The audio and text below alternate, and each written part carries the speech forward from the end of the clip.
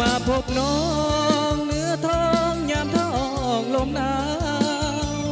ได้มาพบสาวหยอกเย้าที่เขาลือกัน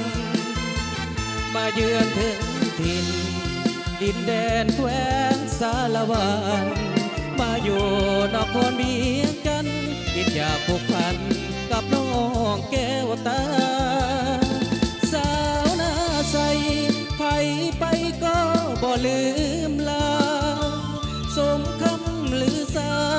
เมื่อได้มาพบน้องคนดีลูกหลานองค์แก้วสมแล้วที่เป็นสตรีนับว่าอายคนโชคดีพบน้องนาลีที่งามซึ้งใจหน้าใสเขตใต้แดนสารวันอยากได้จอมขวัญมาอยู่เวียงจันทร์สร้างฝันหักอายสินค้าขายส่งมะพร้าวอ่อนน้ำหวานจับใจสมคำสาเลยไปไกลมะพร้าวนาใสคือใจเท่เดขึ้นรถเมล์จากลาน้องสาวนาใสขอห่างเพียงกายแต่หัวใจฝากไว้กับนางผลบุญอยู่ส่งคงได้สมปรารถนามาอยู่เป็นคู่สีวาไอ้ปรารถนาน้องสาวนาใส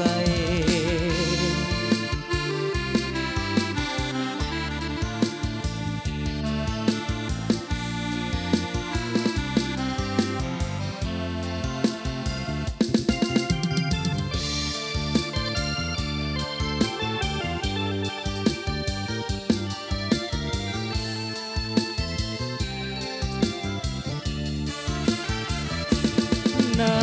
ใสเขตใต้แดนสารวันอยากได้จอมขวัญมาอยู่เวียงจันทร์สร้างฝันหักอายสินค้าขายส่งบักเผาวอ่อนน้ำหวานจับใจสมคำสาลือไปไกลบักเผาวนาใสคือใจแท้เด